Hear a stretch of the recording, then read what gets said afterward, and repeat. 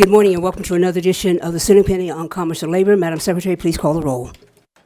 Senator Buck, Senator Daly, Senator Hammond, Senator Lang, Senator Pazina, Senator Scheibel, Senator Stone, Chair Spearman. Here. Okie dokie. Well, thank you all for a 2 minutes beyond an on-time start, but thank you anyway. So let's take care of a couple of housekeeping rules, and I need to do one of them, and that is to silence my phone.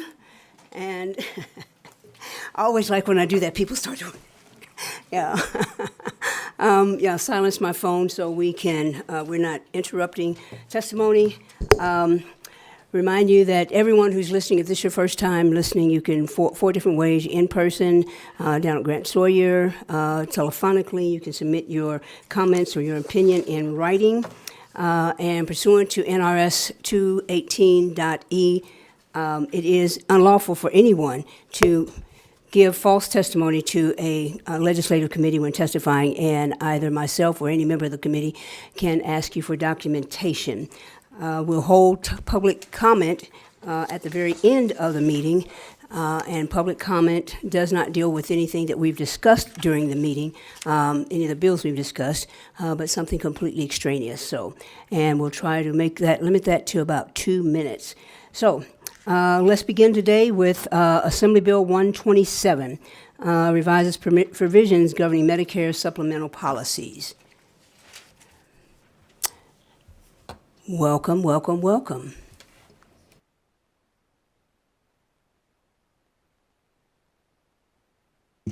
Good morning, Chair and members of the Senate Commerce and Labor Committee. I'm Assemblywoman Sandra Howdigi, and I proudly represent Assembly District 41. I am here today to present Assembly Bill 127, which is a cleanup bill for Assembly Bill 250 that I carried in the 2021 session. With me, I have Heidi Sterner, representing National Association of Benefits and Insurance Professionals on Zoom. Assembly Bill 250 of the 2021 session established the birthday rule in Nevada for persons who are currently enrolled in a Medigap policy. Medigap plan. The Medicare program is the federal health insurance program under which qualified individuals receive health care. Medicare does not cover all medical services. Medicare supplement plans, also known as a Medigap policy, is a distinct type of insurance policy which is sold by private companies to fill the gaps in the original Medicare plan coverages. So what is so great about the birthday rule? It creates a pseudo second enrollment period for our most vulnerable populations, seniors on Medicare, to be able to move into a different Medigap policy that might be a better and, more important, less expensive fit now that they are a whole year older. The birthday rule open enrollment period begins on the first day of the birthday month of an enrollee and continues for 60 days.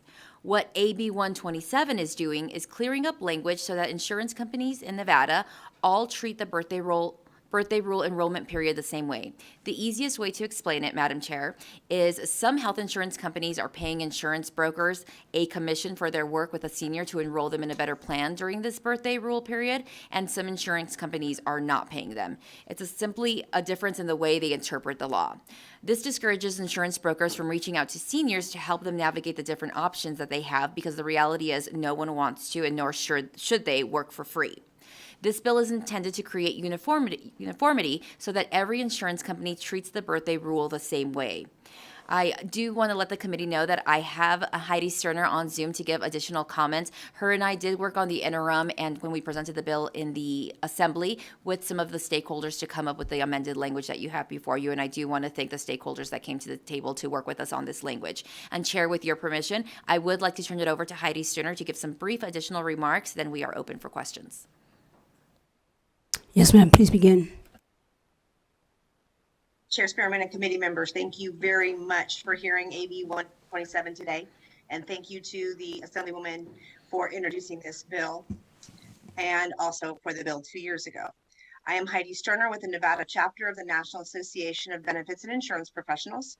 Our organization represents the thousands of licensed health insurance producers in our great state, as well as our clients, which include individual members on and off exchange, small and large business owners and their employees, and Medicare beneficiaries.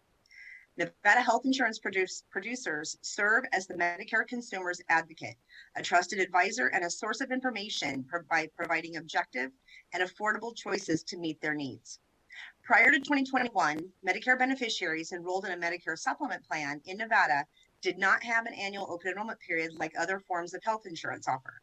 For many seniors, this meant they were stuck in their plan unless they were healthy enough to apply and be medically underwritten to be approved to change to a different Medicare supplement plan or insurance company. Those with medical conditions who were not able to change plans due to their health status prior to 2021 and endured premium increase after premium increase with no alternate options available to them in this market space, they could not change plans. With the passage of AB 250 in 2021, seniors now have an annual open enrollment period to make plan changes that better fit their current needs, and many of Nevada's seniors have taken advantage of this to change to a same or lesser plan and have been able to reduce their monthly and annual premiums. This is because during their Medicare birthday open enrollment period, insurers are not allowed to inquire about or rate based on their health status. Consumers get the preferred rate for their same or lesser plan, and this can be significantly impactful to a senior living on a fixed income. Unfortunately, the Medicare supplement insurers are not consistent in their interpretation or implementation of the law. There are as many interpretations of the law as there are Medicare supplement insurers selling these plans in Nevada today. The Medicare birthday rule enrollments are replacement renewal policies into a same or lesser plan. Some insurers have interpreted the legislation as a guarantee issue policy. AB 127 will provide the clarity needed so that the law is interpreted consistently across the board as a renewal replacement policy. Adverse selection is occurring right now due to the variety of interpretations of the law. A few insurers that interpreted the law and regulations as they were intended as a renewal replacement policy have received a disproportionate share of enrollments, and we are already seeing increases in the premiums due to the increased risk they now have. We are working collaboratively with other stakeholders on the amendment to provide clarity to the law, and our hope is the law will be interpreted consistently. If the law is not consistently implemented, we will see a reduction in the number of insurance companies offering these plans to our seniors. Our goal is to have a level playing field and to have as many options as possible available for our senior consumers. Once we get past today and into the work session, we do encourage you to pass AB 127. And I'm available if there's any questions. Thank you. Anyone else?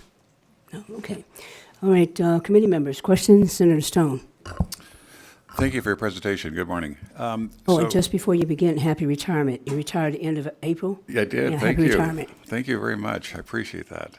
Assemblywoman, I'm one of these senior people that has open enrollment, I think, every November. So, and my birth date is January 30th. So would that be 2 open enrollment periods for me annually if this bill were to pass? That's currently the law now, Senator Stone. So Okay. we passed Assembly Bill 250, which created the birthday rule in 2021. So as of 2021, there was a second enrollment period for everyone. So this isn't changing that. This is just changing the way insurance companies pay commissions to insurance brokers for offering the second enrollment period or enrolling seniors in a different Medigap policy. Well, I appreciate that. I appreciate that portability. Thank you so much. Additional questions? Okay. Well, Assemblywoman, if you'll step back, and we will open it up now for public comment. Those wishing to testify in support of Assembly Bill 127, please come to the desk. There are 3 chairs here. There are 3 chairs down in Las Vegas. I don't see anyone moving to the table in either place. BPS, do we have anyone on the phones? If you would like to testify in support of AB 127, please press *9 now to take your place in the queue.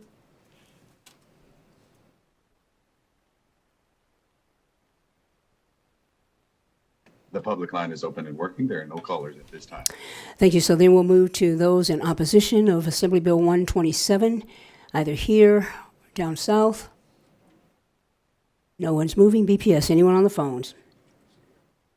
If you would like to testify in opposition to AB 127, please press *9 now and take your place in the queue.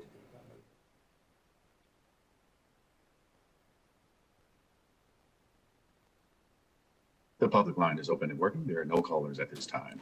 Thank you. So moving now to those testifying neutral. No one here in Carson City. BPS, anyone on the phones? If you would like to testify in neutral for AB 127, please press star 9 now and take your place in the queue.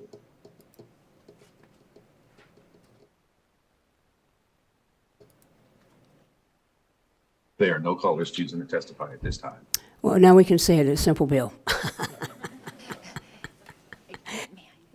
Thank you, Chair, and thank you, committee, for hearing the bill. And I do want to give a big thank you to my constituent, Rick Bronstein. He was actually the genesis for this bill. When I was knocking doors in 2020, he brought this up to me and said that this was a policy that they had had in his home state before he moved to Nevada, and he didn't understand why we didn't offer the same portability to seniors in our state. And so, as many of you know, sometimes some of our best policy comes from doing the work that gets us elected. And so I just want to say thank you to Rick Bronstein, my constituent, for sharing this policy with me. Thank you. Thank you. And with that, we will close the hearing on Assembly Bill 127 and open the hearing on Assembly Bill 146. Assemblywoman Marzola revises measures governing video service. And begin when you're ready.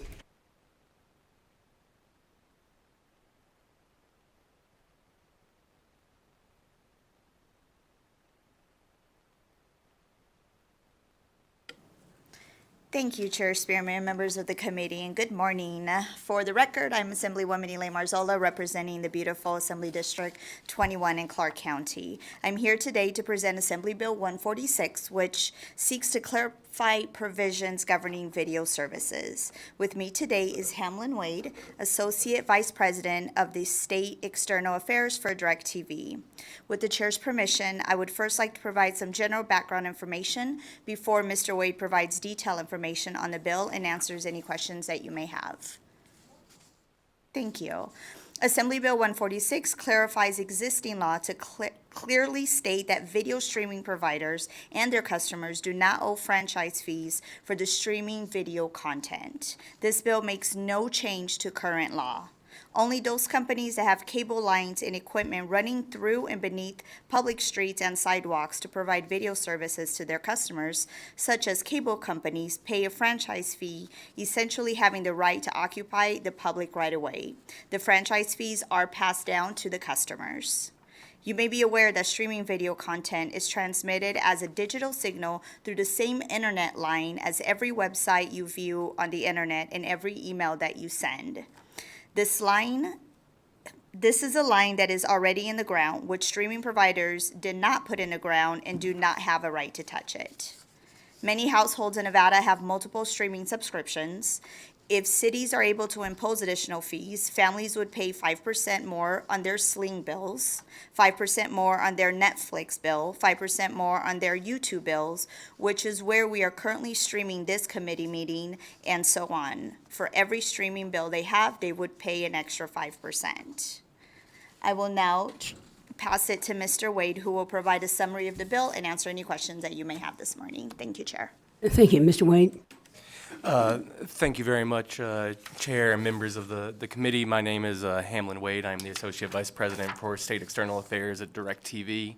I'm here today on behalf of the 300,000 satellite and stream customers that DirecTV and Dish Network have across the state. As the Assemblywoman mentioned, what we're trying to do here is simply clarify existing state policy. This is not a change to existing law. This is just clarifying the statute to make it very clear who is and who is not subject to paying cable franchise fees.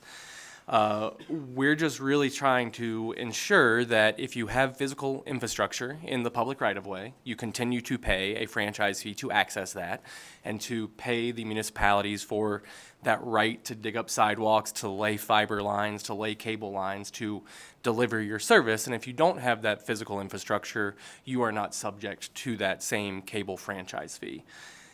I want to be very clear that there is no fiscal impact on this bill. There is no city, there is no county, there is no municipality in the country that currently collects a franchise fee on streaming services or satellite services. So this is not changing state policy. This isn't changing or impacting any fiscal notes. This is clearly just clarifying the existing statute.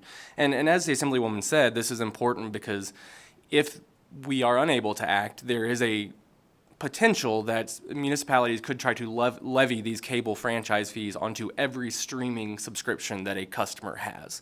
So a customer is already paying for that access via their cable line, via their internet service line. So they're already paying that fee once. And so if we do not clarify the statute, there is a fear that then, depending on how many subscriptions that you have to streaming services, you would continue to pay that 5% fee on every single one of those subscriptions for the same access that you're already getting.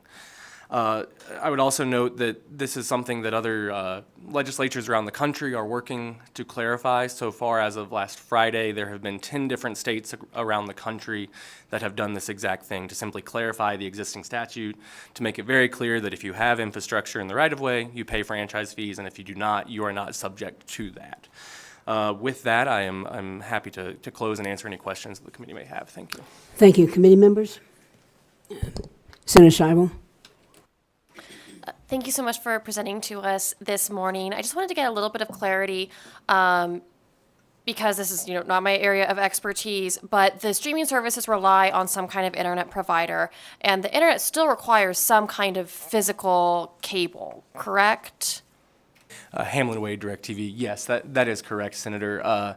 In order to have internet delivered to your home, you would have to have an internet fiber line laid to your home. A internet fiber provider would pay a municipality to access the right-of-way, to dig up the sidewalk or the road, to lay that infrastructure. So the internet company is paying to access that right-of-way, and then once you have internet to the home, then you can stream your services over your home Wi-Fi network. I would note there is a scenario where you don't need internet, because if you have a 5G cell phone, if you have cell access, you could stream it from your personal device. And so if you have a Netflix subscription, you could either watch it in your home over the internet that you have to your home, or if you're walking around outside, you could do it over 5G. And so do the streaming services then pay some kind of fee to the company that lays the fiber line? Hamlin Wade, DirecTV. No, they do not. That's just generally internet policy, is that you can't pay to access the internet. The Internet Freedom Act of 2006, which was passed, in 1996 and then amended in 2006, in Congress, says that you can't tax access to the internet.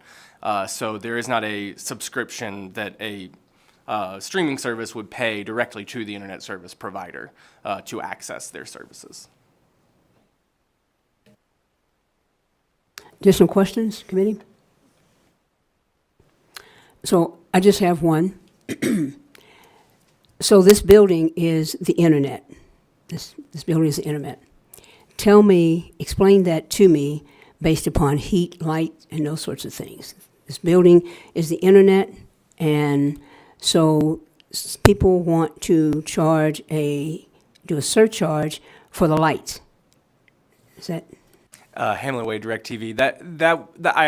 If I understand the analogy correctly, if this physical building that we are in is the internet access that you have. If we do not clarify the statute, this would say, well, to walk into this room, you're going to have to pay a different fee to access this room. And then if you go down the hallway, you might have to pay a different fee to access that room. And so what we're trying to prevent is that, let's say hypothetically, you had to pay a blanket fee to walk into the building. That would cover that. I think the fair analogy I would use is that when you're on a toll road and you're driving down a toll road and you get to the toll booth, you pay a fee for your toll or for your car. What this is trying to prevent is that you get to the toll booth, you pay for your car, and then the toll booth collector says, well, I see 6 people in the car, so I'm going to now charge you 6 more times for the same fee that you've already paid once. And so it is a duplicative in that nature. Yes, ma'am. Okay, thank you. Senator Scheibel. I'm sorry to be that person, but on toll roads, don't we also charge more for larger vehicles? Don't we also have programs where you can save money by having like a fast pass installed in your car? Don't we charge different people different amounts to cross the same toll roads? Hamlin Wade, DirecTV, you do based on, as you mentioned, size of the vehicle, if you're an 18-wheeler, if you're a long-haul trucker, that vehicle versus a sedan. But it's still a flat fee for that specific type of car or type of vehicle. And so what they would then be doing is saying, You know, if we're looking at just residential or personal use cars, then they're going into individually based off of that, and then would be charging you based off of those individuals within that, outside of the parameters that a cable company, which is the vehicle in this analogy, is already paying a set rate. And so you're already paying that once. And so then it would just be a duplicative, like, let's count how many people are in the car.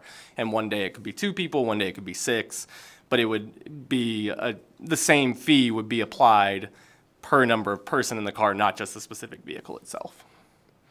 I admit it's not a perfect analogy, but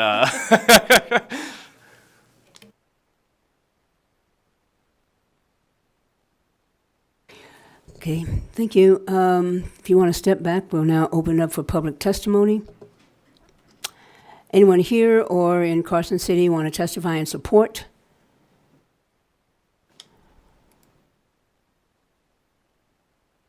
Don't see anyone. BPS, anyone on the phones?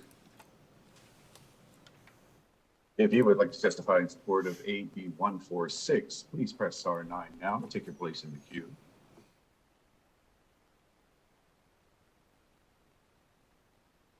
The public line is open and working. There are no callers at this time.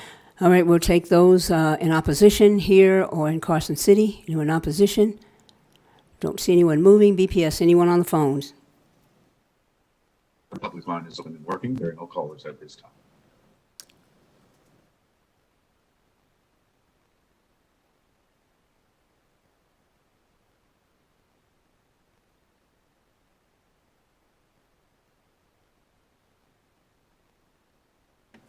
The public line is open and working. There are no callers at this time. Okay, anyone testifying neutral? Maybe 146? Here, no. Anyone on the phones, BPS? The public line is open and working. There are no callers at this time. Okay. Thank you. Assemblywoman, you want to closing comments?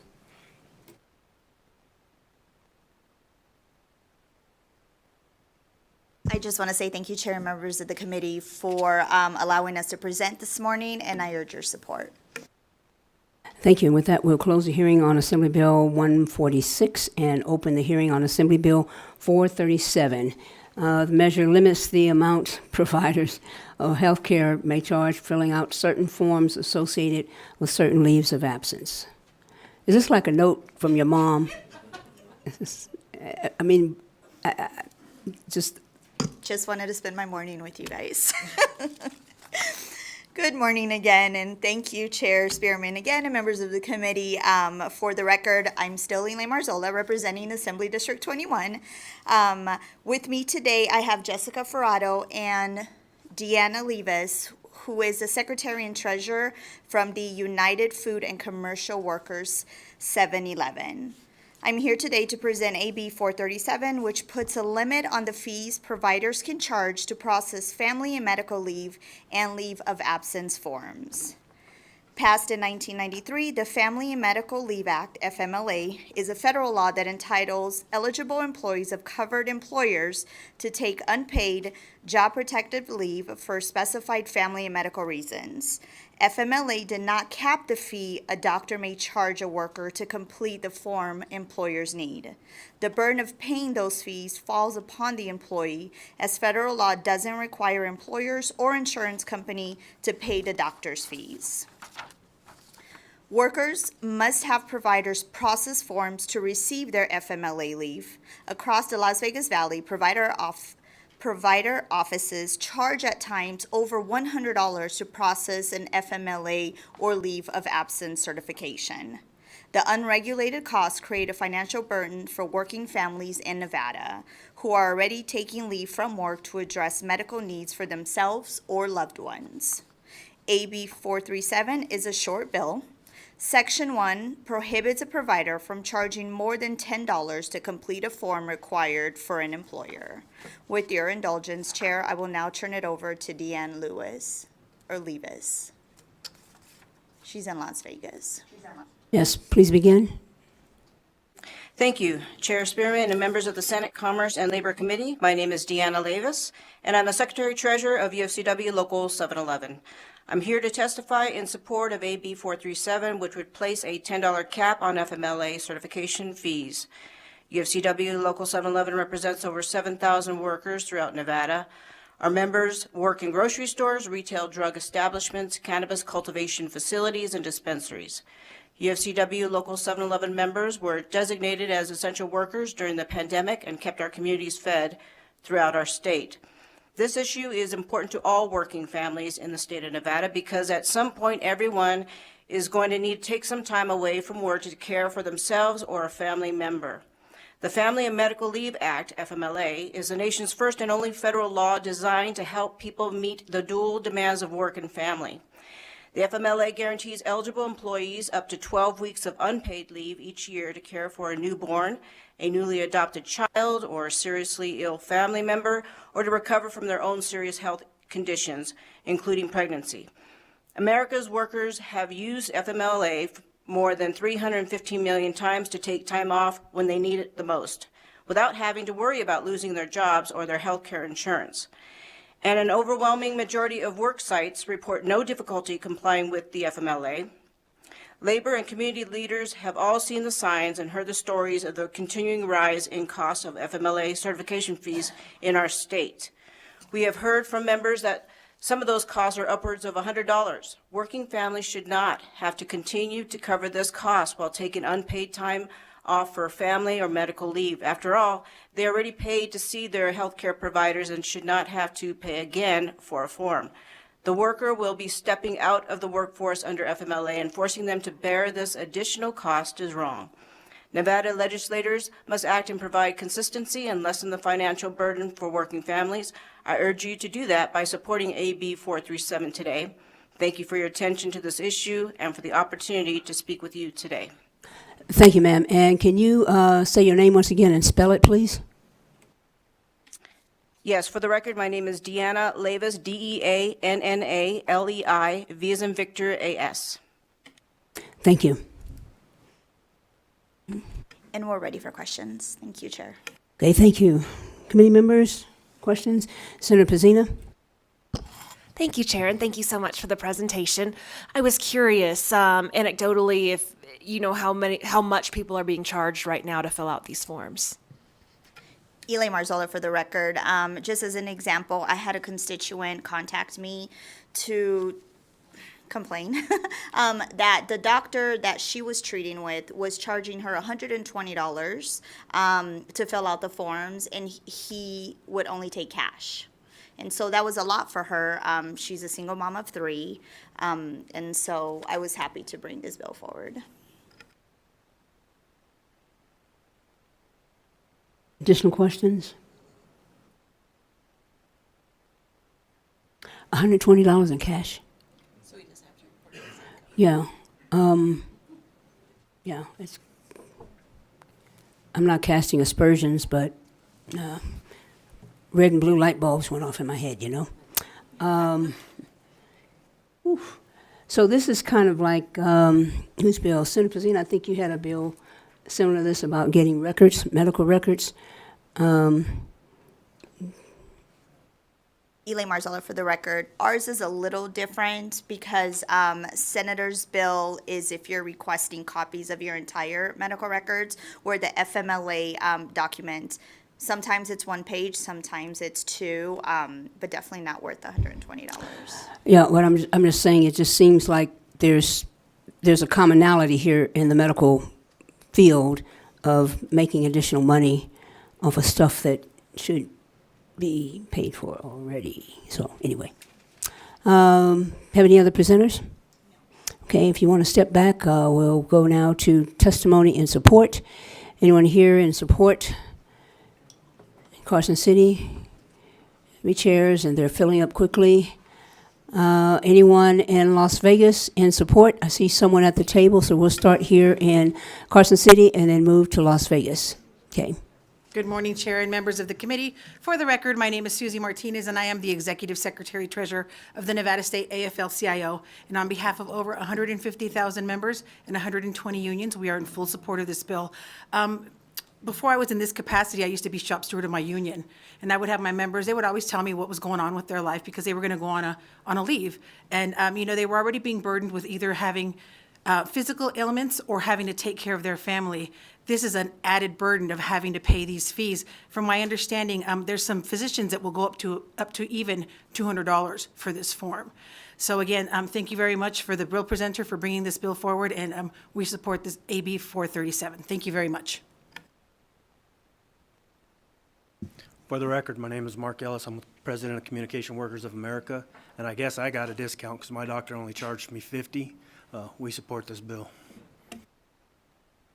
Good morning, Chair Spearman and members of the committee. My name is Paul Catha, and I represent the Culinary Workers Union Local 226. The Culinary Union supports Assembly Bill 437 because cost should not be a barrier to work accessing their right to take medical leave or to care for their family members. The Culinary Union urges the Nevada Legislature to support and pass Assembly Bill 437. Thank you. Thank you. Hold on, let me go down to Las Vegas. Are you in support at the table? Yes, yeah. Okay, yes. Please begin. Good morning, Chairman and members of the Committee on Commerce and Labor. My name is Juanita Figueroa, Figueroa, and I live here in Las Vegas, Nevada. I have worked for Smith's Grocery for over 20 years, and I have been a member of the UFCW Local 711 for just as long. I come from a large family. Growing up, I was one of 8 siblings. I was my mom's right hand in the family, and she taught me to work hard every day. Now, as a single mom myself, I was able to see my 25-year-old daughter just get married. High fees for FMLA forms make it harder for working men and women in Nevada at a time when they are already financially and emotionally stretched with a new baby, a family member being deployed, or a serious illness. For me, it was a serious illness. 8 years ago, I was diagnosed with cancer. At the time, I was a single mom trying to pay my bills and raise my daughter. I had insurance at the time because the union collectively bargains that for us, but things are tight, and I am not sure if I will be able to cover that cost of $100 form on top of everything else. I can't imagine all of the other men and women in Nevada without insurance or a union that must pay these fees out of pocket just to keep their jobs. Please support AB 437 today and place a cap $10 on this fee and ease some of the hardships men and women face in our state when taking FMLA leave. Thank you. In Carson City? Good morning, Chair Spearman and members of the committee. For the record, Chelsea Capurro here on behalf of the Health Services Coalition. Just want to echo everyone else's comments and appreciate the sponsor for bringing this forward. Not only does this make this more affordable for families, but it also brings some consistency so that they can plan accordingly. Thank you. Thank you. Anyone else here in Carson City or down south? Seeing no one, BPS. Anyone on the phones in support? If you would like to testify in support of AB 437, please press star 9 now to take your place in the queue.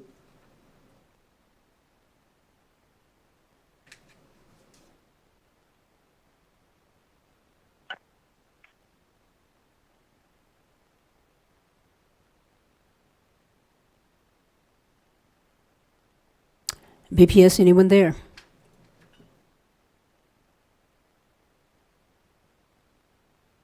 Caller, go ahead.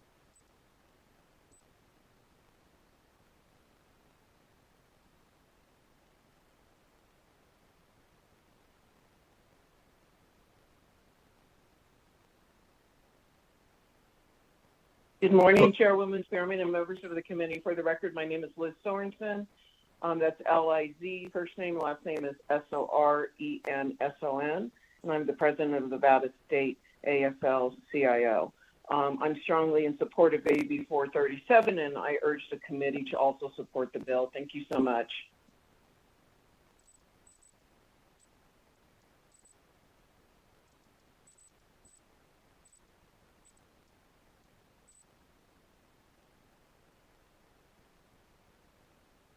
Good morning, Chairwoman Spearman and members of this committee. For the record, my name is Russ James, R-U-S-S, last name J-A-M-E-S. Longtime member of the Painters and Allied Trades. Strongly support AB 47. Urge the committee to support the bill as well. Thank you.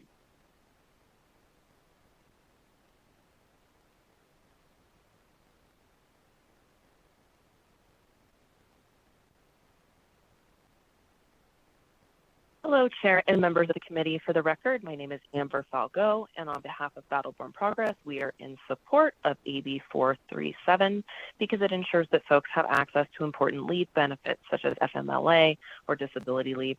These benefits provide job protection and income support for individuals who need time off work due to a serious medical condition, injury, or to care for a family member.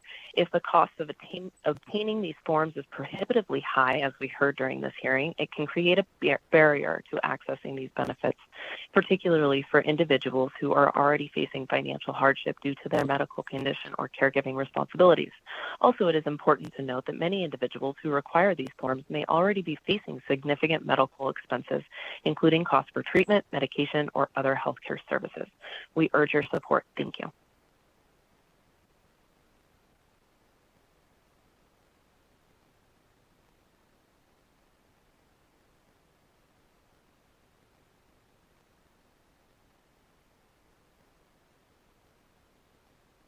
Hi, my name is Leon Grizzle. I'm with the Letter Carriers Union.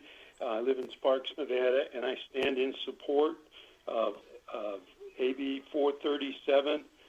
And I thank you, Chairman Spearman, for allowing me to get in.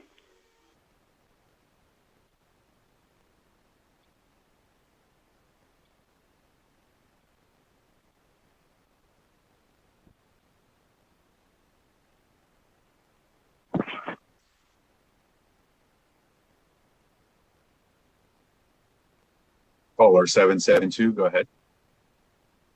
Good morning, Chairwoman Spearman and the members of the committee. My name is Larry Wilson, and I'm a member of the United Auto Workers Union, and I strongly urge you to support AB 37.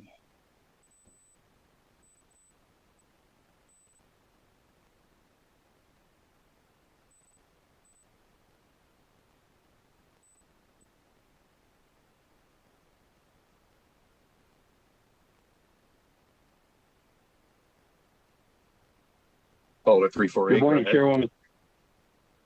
Good morning, Chairwoman Spearman and members of the committee. For the record, my name is Clarence McCarthy, CLARENCE, MCCARTHY. I'm with the National Association of Letter Carriers, Branch 709, and I strongly support AB 437 and urge the committee to also support Assembly Bill 437. Thank you.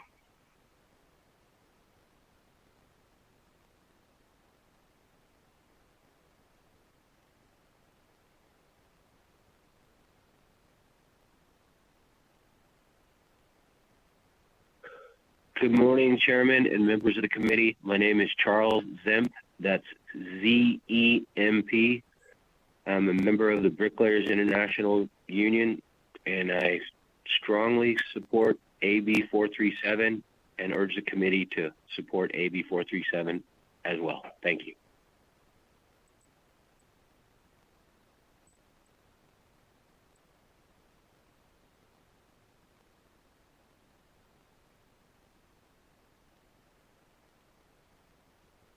Good morning, Chairwoman Spearman and members of the committee. For the record, my name is Robert Sumlin, ROBERTSUMLIN, and I'm with the International Association of Machinists and Aerospace Workers, Local Lodge SC 711 in Las Vegas, Nevada. I support this bill because the process for our workers to take a leave of absence shouldn't involve them giving up part of their paycheck. I strongly urge the committee to support Assembly Bill 437, and I have been in numerous motorcycle accidents and have filled out these forms lots of times. Thanks for your time.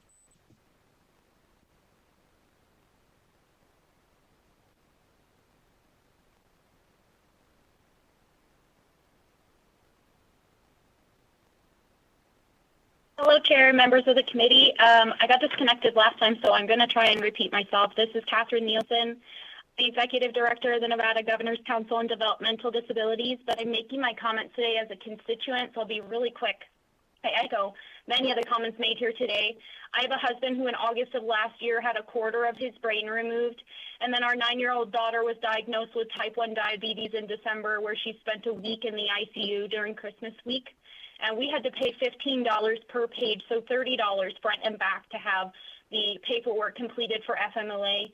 and the total being nearly $400 to have these forms filled out. You know that as state employees, we don't make too much.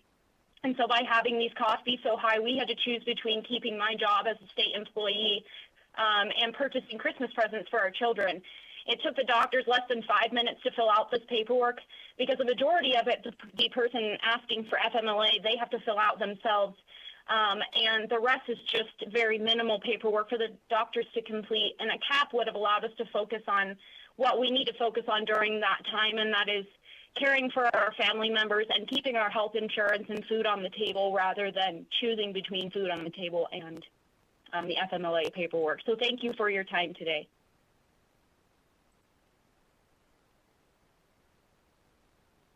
The public line is open and working. There are no callers at this time.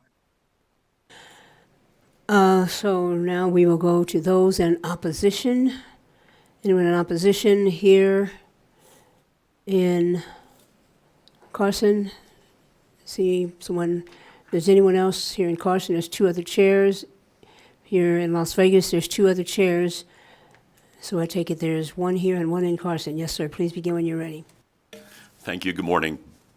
Barry Cole, C-O-L-E. Physician.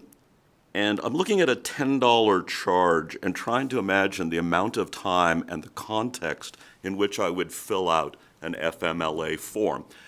Yes, you could do them perhaps in 5 minutes. Sometimes they take longer. It depends on whose form it is and what you're asked to complete. I'm asked to predict how long I think the illness will continue or the disabling condition. I'm not always sure, so I'm having to review medical records.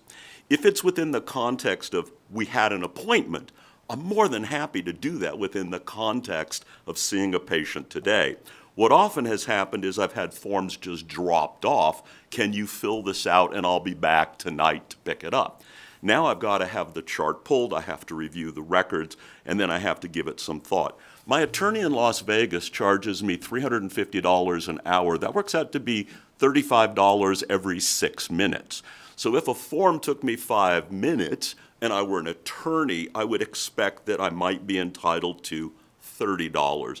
I understand that $300 or $200 or $120 paid in cash sounds a bit like a gonif. And if you don't speak Yiddish, gonif means thief.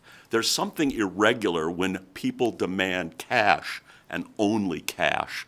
So I'm kind of concerned that I have colleagues who apparently are into cash only for filling out a form that does have to be completed, but I'm bristling at the notion of $10, which if I were an attorney isn't even a minute and 40 seconds. So I'm a little bit concerned that somebody's trying to regulate physicians, and all respect to the Assemblywoman, an N of 1 is not the basis of public policy. I heard her say she had one constituent who raised a concern about this. I'm not hearing thousands of people not getting these forms done. I understand it would appear that we have a large organization of people trying to bring forth this legislation. But as a practicing physician, these forms just didn't seem like that big a deal, but $10 seems like too little money in 2023. Thank you. So, Dr. Cole, quick question. Most forms, et cetera, today are electronic, and it's a matter of filling out the blanks. You go online and you submit an application for credit, the form is already there. So is it possible to have the form already there, and as their physician, now unless you're brand new with the patient, but as the physician you would be cognizant of some, whatever it is they're asking for FMLA, you'd probably be cognizant of most of that. So if you have a form already and it's a matter of completing the form, and you mentioned that you don't know how long the leave is going to be, so it's, I guess in my mind, I'm seeing it like a prescription. You have a tooth extracted, the dentist guesses you're probably going to be in pain for about 3 days, and that's what you get. And if you 3 days worth of painkillers, and if it's longer than that, then you call in and do that. So is it possible to do that? I mean, unless the patient is brand new, and you have to go through an inordinate amount of paperwork and then make a medical diagnosis or prognosis or whatever. So, Barry Cole for the record. Most of the FMLA forms I've filled out have interestingly always been paper, yet my medical record, you're correct, is now digital. We're now required to have almost everything be an electronic health record, but you're trying to now review through the record to get to what needs to be extracted to a piece of paper that's usually going to an employer. I can't transfer electronic records to an employer, probably because of HIPAA requirements, but also when I'm seeing a patient, there is a context for that. So when you say a new patient, they're not a new patient by the end of the hour that we've just spent together. And yes, I can begin to make a prognosis. How long will they be hospitalized? After hospitalization, how long do I think it will take for them to reconstitute to return to work? So there's two issues. There will be the acute phase that's maybe inpatient, followed by an outpatient phase that will be an educated guess. I can usually be more precise about length of hospitalization because we're sort of looking for specific milestones. And one of the things I always do is I set a prospective discharge date on the day I admit, because then I have a milestone I'm aiming at and I can tell when I'm halfway there or not and adjust my milestone. Now, that's where the dilemma is when I'm often asked, can you fill out the FMLA form on the first day of a hospitalization? It's a very rough guess. By the time they've been hospitalized and we're looking at discharge, it's a much more precise, refined prediction. So based upon the testimony that we've heard, sounds like these are outliers, the ones that charge $120 and all that kind of carrying on. So what is the happy medium here? Because clearly people that are going to see a doctor, and if they're using insurance, they're probably working for a living, not a hobby. So they don't have a whole lot of extra money. So there's got to be some type of a happy medium. And I hear what you're saying, and perhaps what should happen with the FMLA forms, maybe they need to be digitized as well. But what is the happy medium? Barry Cole, for the record. I would speculate what could happen is schedule an appointment and the fee would be the price of the copay. So I don't know what someone's copay would be, but if they scheduled an appointment with me, I'd be happy to fill out whatever forms need to be filled out within the context of the appointment. Where I've gotten sort of hung up on paperwork, and you'll hear that physicians say they do 2 hours of paperwork a day, that's also digital work as well, is when a form is dropped off and it needs to be back by 5 o'clock tonight. So I've got to stop what I'm doing, fill out this form so that somebody can get it back to an employer because they're dealing with a specific time frame.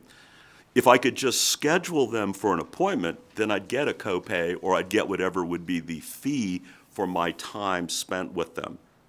What seems to be the purpose of this bill is dealing with FMLA forms or other paperwork with outside of the context of a normal appointment. So if something happens, someone breaks a leg, breaks an arm, and for some reason young people, children are kind of prone to that kind of stuff, and so that happens today, and the parent has to be at home with the child. So there's not, quote, a scheduled appointment because it's just happened and they're in the ER, but now they need that paperwork. I'm trying to get to, and I hear what you're saying in terms of you got to transfer digital to paper. I get that, but there's got to be some way that's fair to patients, and I don't know. Maybe it's instead of 24 hours, maybe it's requiring at least an initial FMLA, and if that needs to be adjusted, then the doctor can say, I said 7 days, but this is going to clearly take longer than 7 days. So that it is a matter really of, and many doctors, they have a nurse maybe a nurse practitioner that usually does a lot of the stuff, or something. So I'm trying to get to zero in terms of the amount that people have to pay for FMLA. Barry Cole for the record again. I'm totally with you. I mean, I want to make sure we're agreeing that, yes, these forms have to be filled out. So that's not on the table. It's whether or not there's a separate cost. If I were, say, seeing you in the emergency room, because I used to be an ER doc at one point, I would have filled out whatever form was contextually appropriate for that visit. So if your child had broken his or her arm and you need to stay home for the next week to provide care, I'd be happy to fill out the form if you have it. Here's the rub. Most people don't have the forms when they come to see me initially. It's because now something's been decided. They're not going to be going back to work. Now, if they're coming out of the hospital as part of discharge planning, I will often do these forms as part of the discharge packet. So that goes to the employer through the employee. Because what I always want to protect is their confidentiality. So that's why I want forms to go through the employee to the employer, but not from me directly. I feel like that's a cleaner outcome, and then there's no confidentiality breaches, which in psychiatry is unfortunately a big deal, especially if there's any chemical dependency, substance use involved. We have to be doubly safeguarded. But I'll be happy to fill out any forms within the context of working with people. As I said in my initial example, sometimes people then show up at my office a week later bringing me a form, needing this form to be filled out, and they have until like 5 o'clock today. So we're under the gun. I've got to kind of break out of whatever I'm doing, find a time to fill this out, maybe even stop what I'm doing to complete the form. And I've done that before. I will try and get people the forms they need. I am very sympathetic and empathetic to their need for this paperwork. It's critical. It's the only way they're going to get an excused absence. I don't want people being terminated from employment. That doesn't help their mental condition nor a substance use disorder either, to have no insurance, no employment. Okay. Vice Chair Lang. So to continue in that same vein, sometimes people don't know they need to have that form, right, when they're at the doctor. And so then to try and schedule an appointment, and you know as well as I do how long it takes to get appointments these days. So people have no choice but to drop it off. I mean, I guess I'm lucky. I listened to the testimony, but my doctor, I'll drop off a form to her and she'll fill it out and doesn't charge me anything. You know, and that's, to me, I mean, when I saw this bill, I'm like, why is it $10? It should be $0, you know, especially if the form, if you have an appointment and the form can be filled out, why can't it be for free?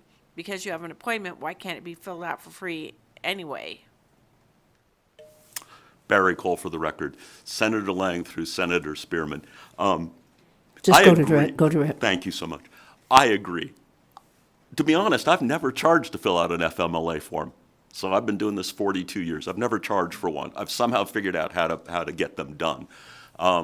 If they could be digitized, so much the better. Maybe that could speed up the process. I often will hand it to an MA or a nurse. Can you put in some of the details? Can somebody go get the chart for me? Where it gets to be a problem is if the person's already been discharged or they're in your practice, but you haven't seen them for a couple of weeks. Now something's happened. So we have to review the records, figure out what the dates are. There's usually questions about prediction of return to full duty. I don't always know that right away. Again, it's clearer in my mind when they're leaving the hospital, if they've been hospitalized, than when they've just come one time for an outpatient visit, and then they didn't bring an FMLA form with them then, but a week later they show up with one. That's where the bugaboo is. And I think most physicians really just sort of see this as kind of cost of doing business. You're going to do it anyway. I didn't know anybody ever charged $120 or $200 in cash until I sat here today. This is the first I've ever heard of that. And I know a fair number of physicians around the United States. It's not just in Nevada, just around the U.S., but I've never heard of these numbers till today. So I share your concern, and I'm very empathetic to all of these employees. I get it. They need these forms done, or they risk losing their jobs. Because if they don't show up to work, in our state, you lose your job pretty quickly. I get it. I just think the $10 is too little. I'm not sure what the right number would be. That's the problem. I don't know how to give you a number except to say I would value it against my own attorney's time, who bills me in 6-minute increments, $35 per 6 minutes. And if the form takes 5 minutes to fill out, that kind of averages out to what, $25, $30. Now that might still be too much for some people, and I'll accept that it could be too much. That's why I said, could we make it the price of whatever the copay would have been for an office visit? But I can't bill insurance for a visit I did not do. That's healthcare fraud. And I get that part too. So I'm not going to ever illegally bill just to get a copay. So that's, I think, where the dilemma comes in. And maybe there is no clean resolution to this, just we keep asking questions or we decide what do we really value.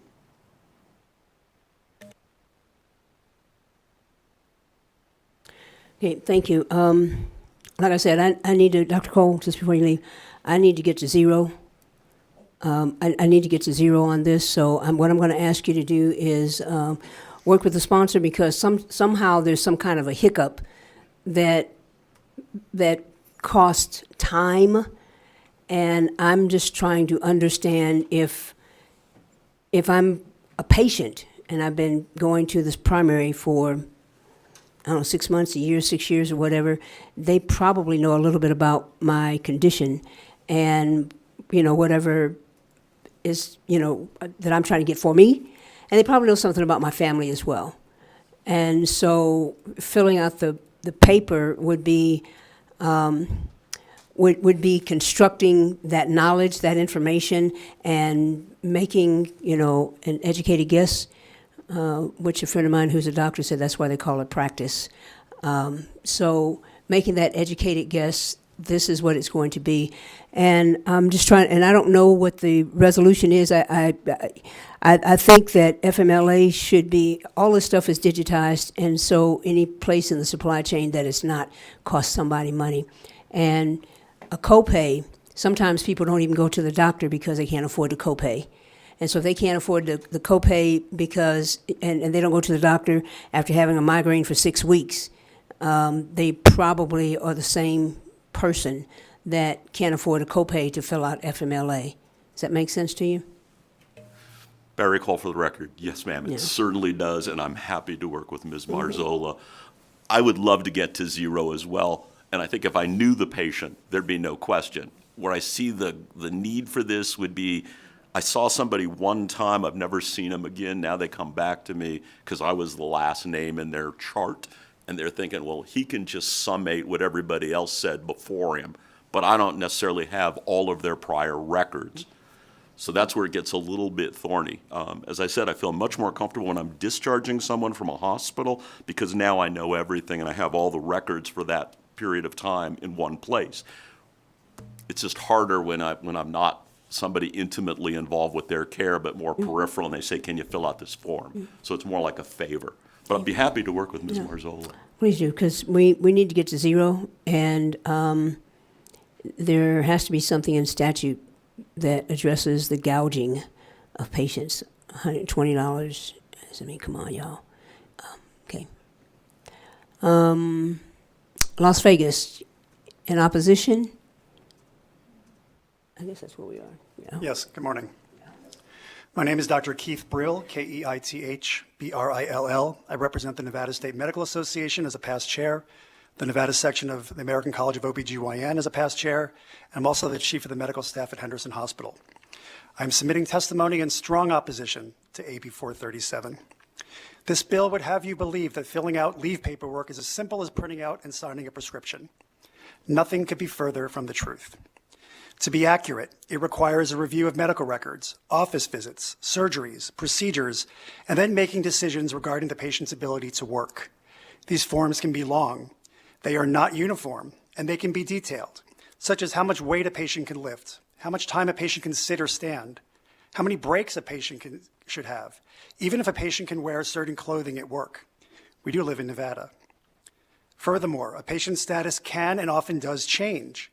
I take care of pregnant women, and many ask for intermittent time off during pregnancy in case they are having morning sickness, cramping, fatigue, etc. And then they ask for different forms for maternity leave. And then their partners typically request leave paperwork as well. My 7-physician OBGYN practice delivers over 100 babies per month, and we perform hundreds of office and hospital procedures and surgeries per month. Completing this amount of paperwork takes time away from patient care, and it requires office staff to help complete these forms. Doctors get paid based on CPT billing codes that do not cover the significant work involved in completing required FMLA forms. Setting an unrealistically low rate for form completion into statute is a dangerous precedent to create. When NSMA queried its members regarding the consequences of this bill, there was one overwhelming answer: physicians will stop providing this service. And where would this leave the hardworking citizens of Nevada, some of which we've heard from earlier today, who demand that this paperwork be completed? I don't think the sponsors of this bill were hoping to have unintended consequences, but I fear that is exactly what would happen. Right now, we see patients going to urgent cares and to ERs with the sole purpose of obtaining FMLA paperwork. This will only get worse should AB 437 become law. It never should. Thank you. Thank you. Anyone else down south?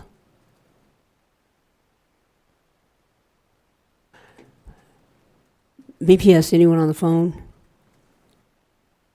If you would like to testify in opposition to AB 437, please press star 9 now to take your place in the queue.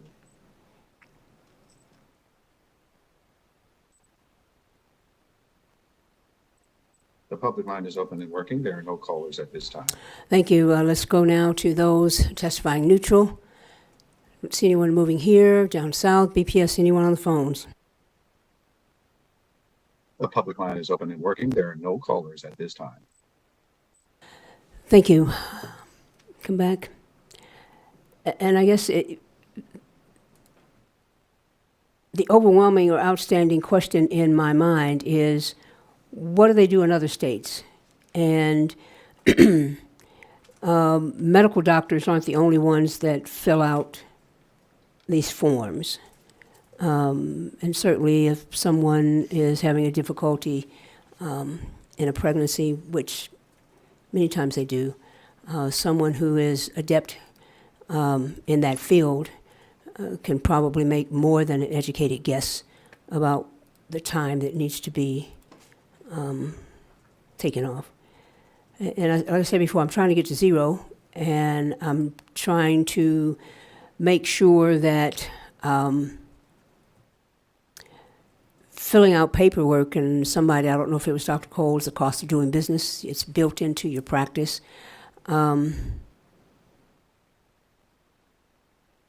Okay, maybe I'm slow. I'm just trying to get a handle on this because it still doesn't make sense to me. I hear what you're saying, Dr. Cole, and what the gentleman down south said, but physicians aren't the only ones that, are asked to give this type of thing. And I'm thinking about some of the bills that we've had for victims of assault, DV. If you're talking about an adoption or something, something similar to that. And so there has to be some type of uniformity, and has to be, dare I say, code of conduct involved here. So I'm trying to figure it out. Yes, ma'am. Thank you, Chair. As to your question, how many other states do this? I don't know. Do you know that answer? Okay. But we can get you that information and submit it to your committee secretary. And I just wanted to touch on a couple points as far as the opposition testimony. Yes, I had one constituent, but as we heard in support testimony, we had many examples, whether it's $120, $200, or $50 or $30. These individuals are taking FMLA leave without pay. So $20 may be a lot to them. Do I put food on the table for my children? Do I pay the doctor $20 to fill out paperwork so that I'm not even able to work? That's first. And also is a comparison between doctor and lawyer. I'm an attorney. I do not get paid through insurance. I do not collect co-pays. And so when I see my clients, the type of law that I do, it's free. Whether I see them 1 time or 10 times, there is no charge. So I don't think we can compare that. Do you want to? Chair, members of the committee, Jessica Ferrato here on behalf of USCW. Just a couple of things I want to highlight. There is no access to FMLA without this form being signed. It has to be signed by a provider. So these are gatekeepers for these people getting legally due leave to them. So that's one thing I want to highlight. The other piece is that many patients are scheduling appointments and paying their copay and then also having to pay this fee on top of it. Many of the doctor's offices have signs out front that say FMLA form fee, this much money. That is all over offices in Clark County. So just want to flag what we are looking for, and to your point and to the provider's point, we are looking for consistency and predictability so that patients can know when they're going to have to fill out their FMLA form that they can plan, that they know how much it's going to cost. And so having that consistency, I think to Dr. Cole's point, I think he's a fantastic provider. He's doing this at zero cost, which shows us that it's possible to do. And so from our standpoint, we would like to have something that's consistent for patients across the board so that we don't have doctors charging upwards of $120 cash and others, charging $0. We need to have some predictability for patients so that they know what they're getting into as they're preparing, and many times for an unexpected emergency and a very difficult time from a financial standpoint. Many patients are incurring a lot of healthcare costs at the same time as they're trying to get FMLA forms filled out. Just want to make sure I got all of this. Oh, and to the Assemblywoman's point, there were a limited supply of examples today. We had multiple testimonies, but there are a lot of other cases, I think, that we have heard from members and others across the board of where this is happening. And again, I think this is an issue of consistency and predictability. Thank you, Chair. Thank you. And I can attest to, I probably have maybe 3 of all the bills that I'm carrying that are actually personal bills, but the rest of them have come from constituents that asked me to carry them. So I understand. And one more thing for the record, I'm still trying to wrestle with someone, and certainly if you are seeing a person who is pregnant, that's usually, except in some extreme cases, that's usually someone that you've had some type of medical relationship with. And so going through forms, et cetera, anyway.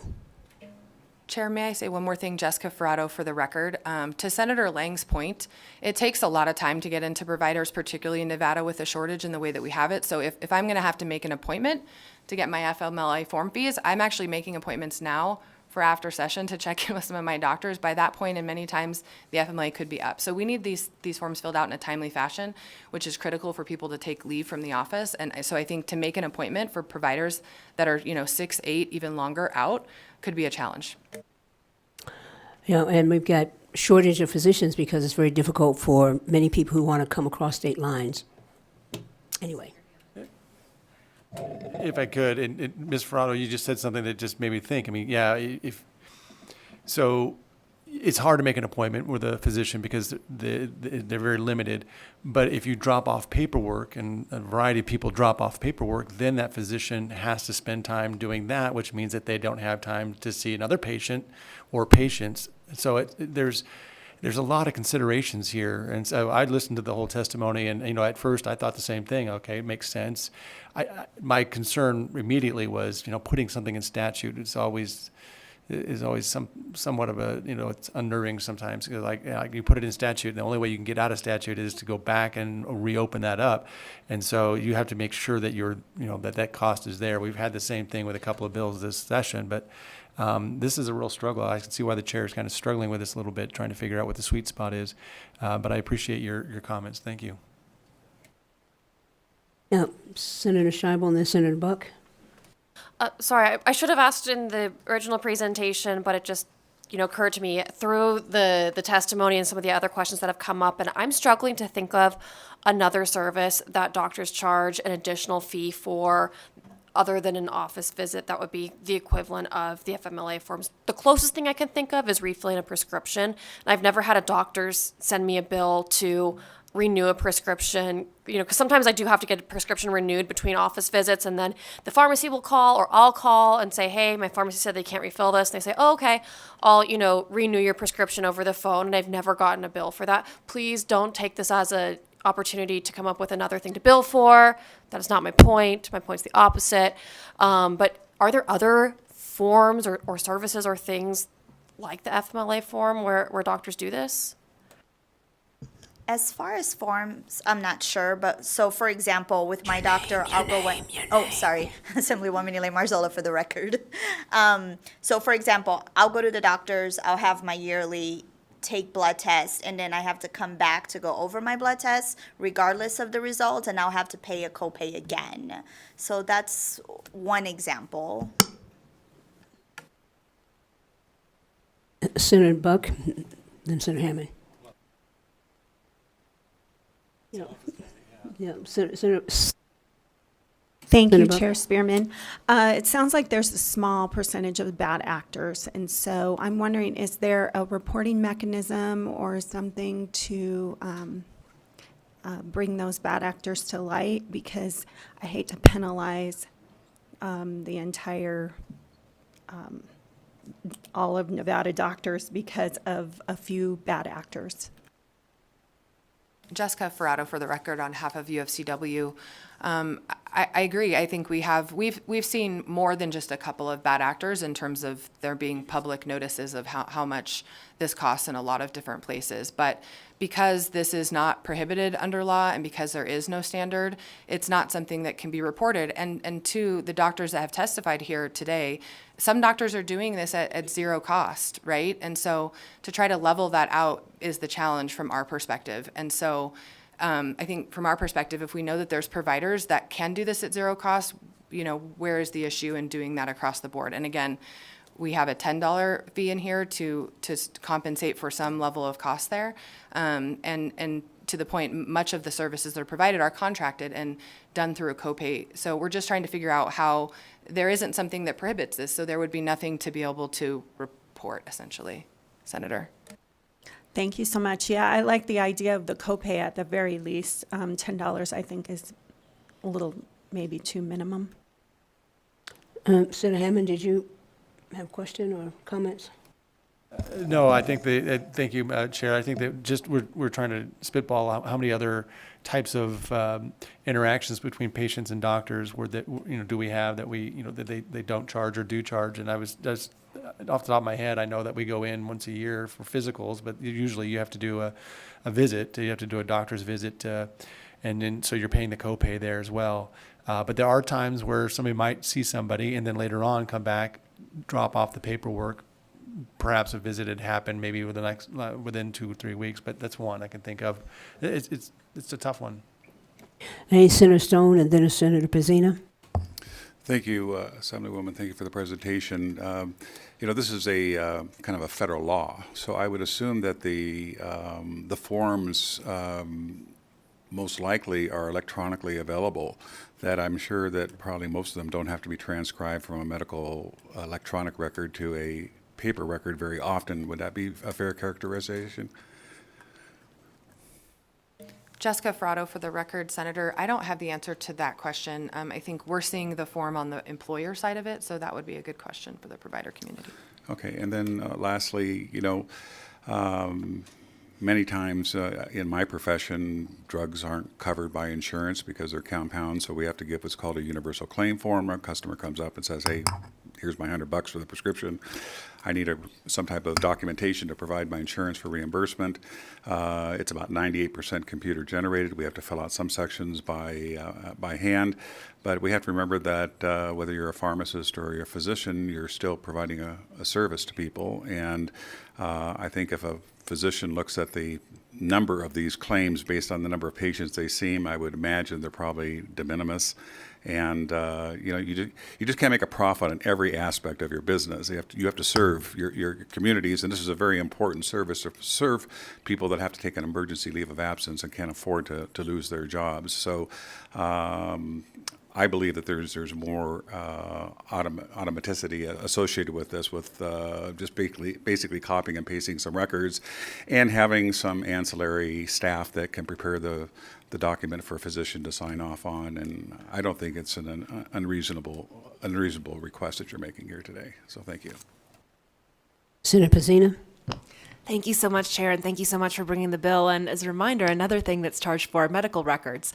And thank you so much for having me to talk about SB 283 on Friday, where we discussed, while not the same equivalent of form, another form that's being charged by a physician's office. So thank you again for the presentation. Thank you, and I won't take up too much time. So I just need to be clear with everybody on both sides of this issue. $10 is not a lot for me. May not be a lot for most of us on the dais, and may not be a lot for many of the people who testified. But if you are making $781.25 a week, $10 is a lot, especially when rent is probably twice or twice and a half that much.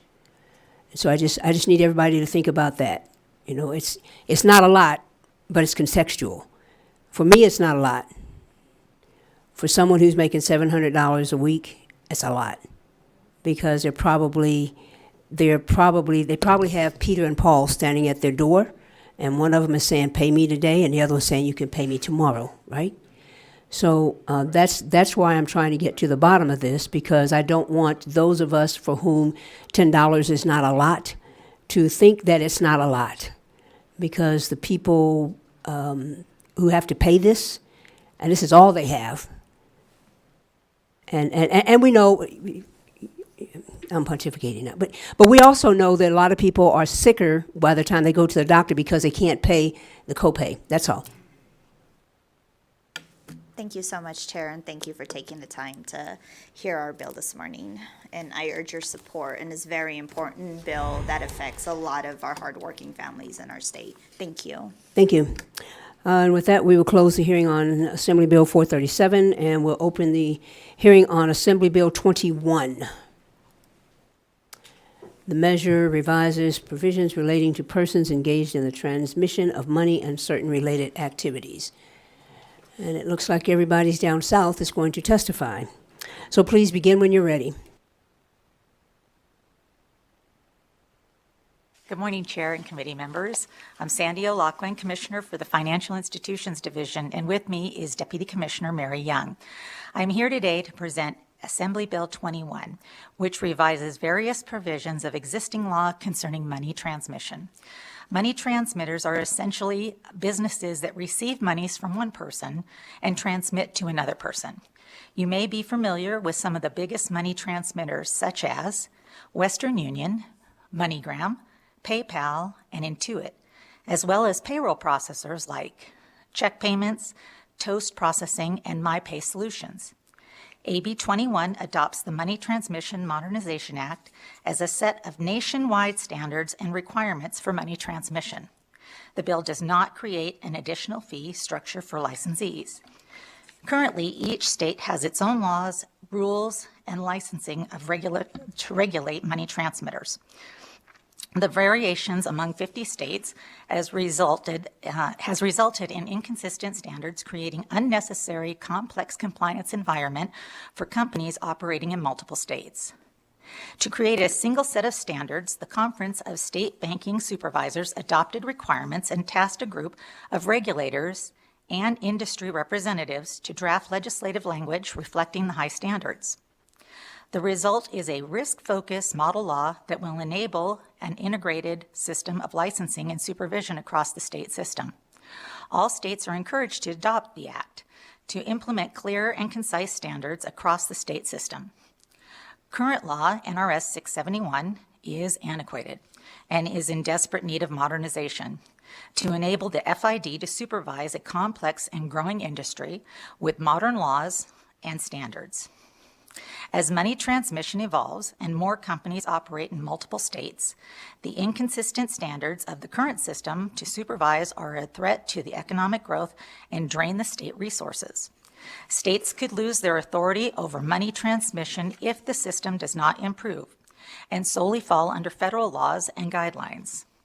The Act is intended to strengthen consumer protections through enhanced practical standards, modernize safety and soundness requirements, and ensure customers' funds are protected in an environment that supports competitive business practices. Establishes a common baseline nationwide, making it easier for industry to comply with state laws and to operate across state lines, and ensure states can coordinate in all areas of regulations, licensing, and supervision to eliminate unnecessary regulatory burden and more effectively utilize regulatory resources. The changes will benefit industry by providing clear, transparent, and strong regulatory requirements that are uniform across the states.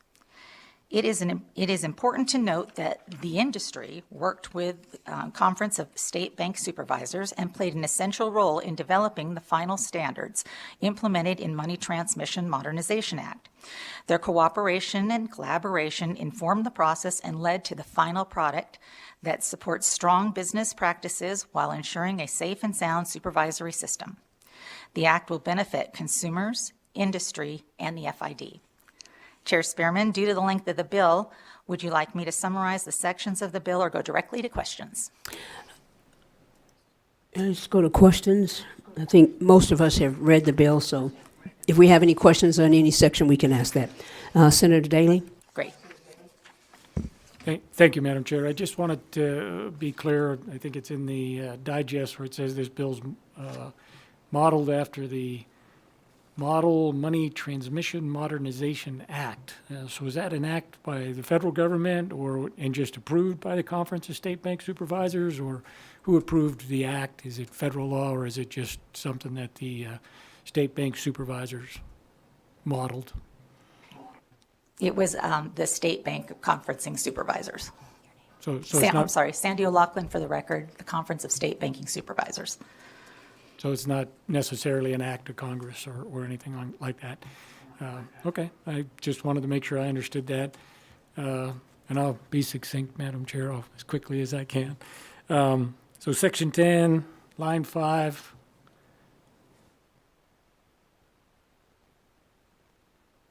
It says with any of the three highest rating categories of a least one, it should be at, I think. I'm sorry, one more time. Section 10, line 5. It says with any of the three highest rating categories of a least one. I think that should be at, unless I'm reading it incorrectly.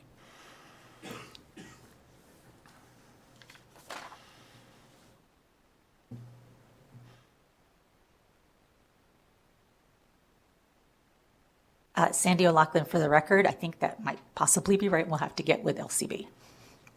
No worries, they can fix that stuff easily. So Section 11, right below that, on line 19, where it says any other organization designated by the commissioner. What now are other organizations recognized, right? So you have the U.S. Code or any other organization. So what might they be? How's it determined? Just anything the director or the commissioner might decide.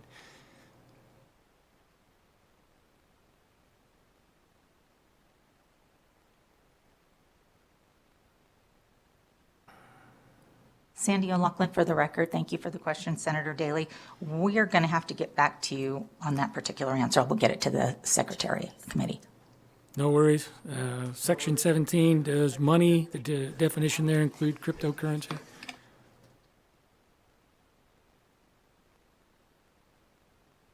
Sandy O'Loughlin, for the record, that's credits. Yes, could It involve would? any of that. Okay. Could, yes. Next question, I'm going quickly, Madam Chair. Section 34.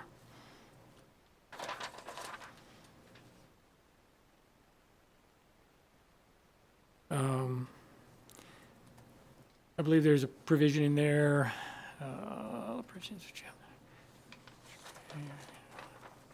So a person that might be exempt from this chapter. So similar question to the one that I had in 11 is who might be exempted under this provision? If the commissioner determines that exemption is in the public interest and regulation, so who might be exempted? I don't know what you're contemplating trying to get to there.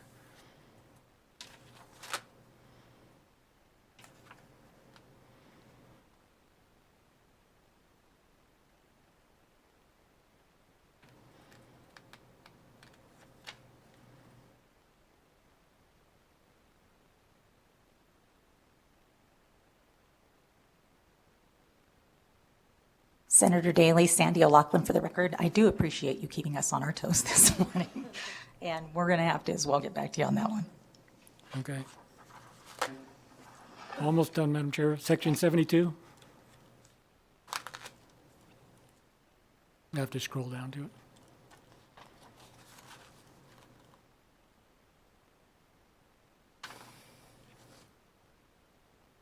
Let me get to it.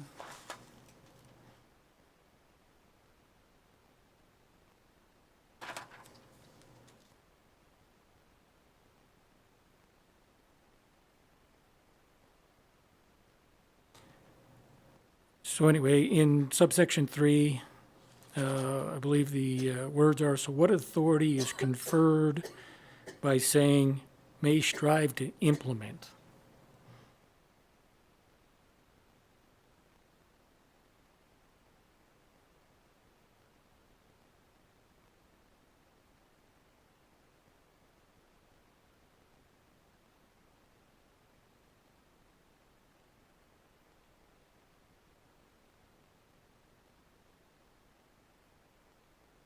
In subsection 3.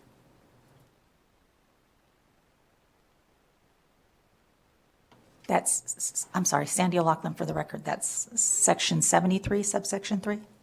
72, subsection 3, looks like it's on page 40, and it's line 33. It says the commissioner may strive to implement the requirement in a manner that facilitates uniformity. So what exactly is inferred by the words may strive to implement? What powers are conferred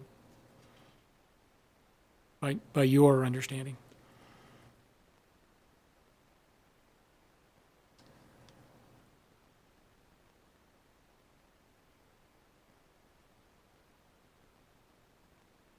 And if you have to get back to me, that's fine.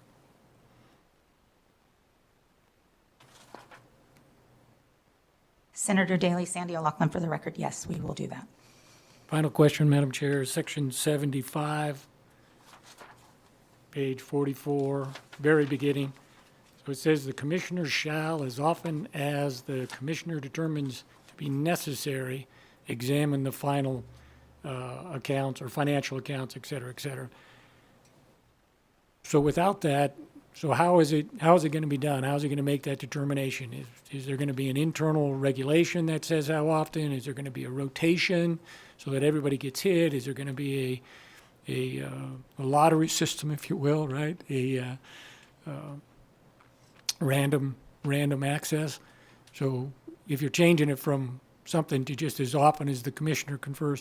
So in other words, you get the theme of the questions here is a lot of discretion is being given to the commissioner with no real framework behind it.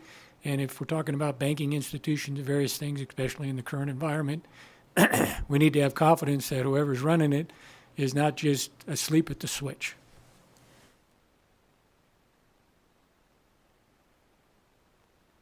Thank you for the question, Senator Daley. Sandy O'Loughlin for the record. Banks are exempt from this, just to make that clear.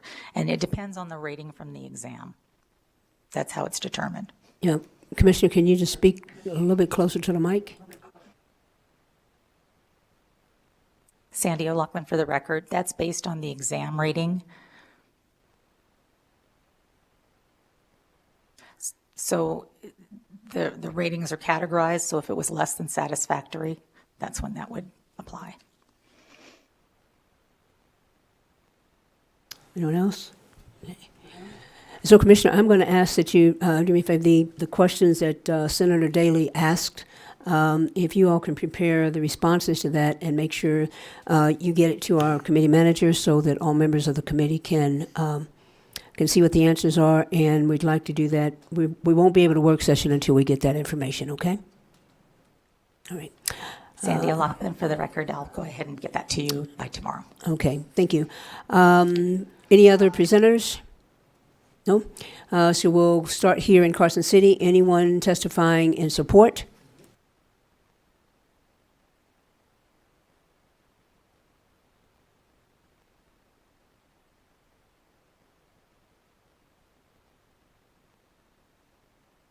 Thank you, Chair Spearman and members of the committee. For the record, my name is Chris Ferrari, before you today in support of Assembly Bill 21 on behalf of Intuit. Intuit has submitted a support letter on Nellis, so I'll be brief. Intuit employs 486 Nevadans, with nearly 300 in the Reno area, making it one of the largest non-gaming employers in the city.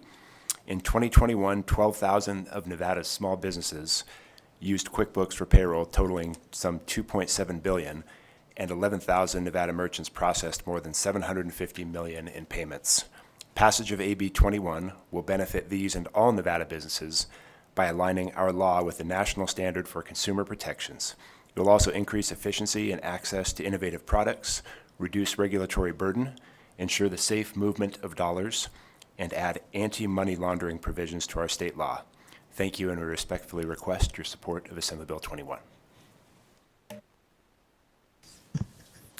Good morning, Michael Hillerby on behalf of MasterCard.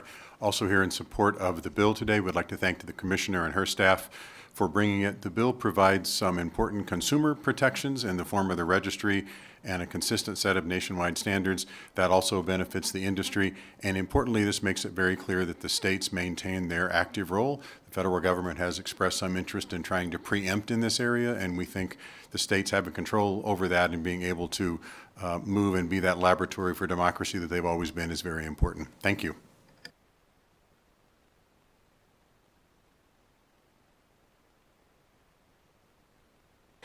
Anyone else in Carson City? Commissioner, if you all will step back, let me see if anybody in Las Vegas wants to testify in support. Anyone in Las Vegas?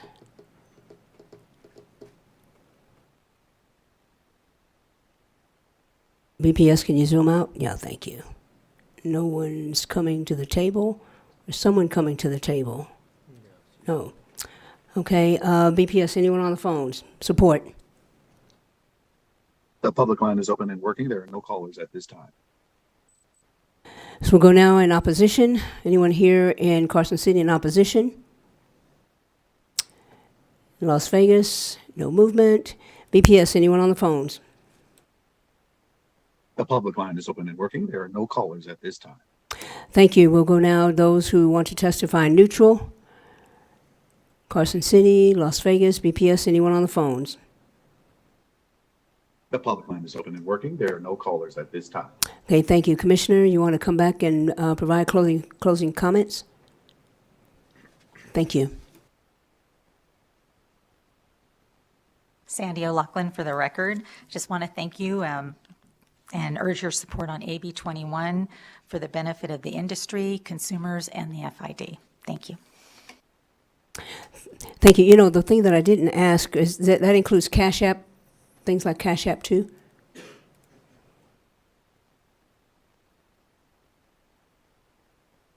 Sandy O'Loughlin, for the record, any transmission of money would be covered under this bill. Okay, thank you. All right, and with that, we will close the hearing on Assembly Bill 21 and open it up now for public comment. 2 minutes, public comment. Anyone here? I don't see anyone moving in Las Vegas. BPS, anyone on the phone lines for public comment? Public line is open and working. There are no callers at this time. Thank you. And with that, we are ready to adjourn, and we'll see you back here on Wednesday morning at 8 o'clock. Thank you so much. We're adjourned.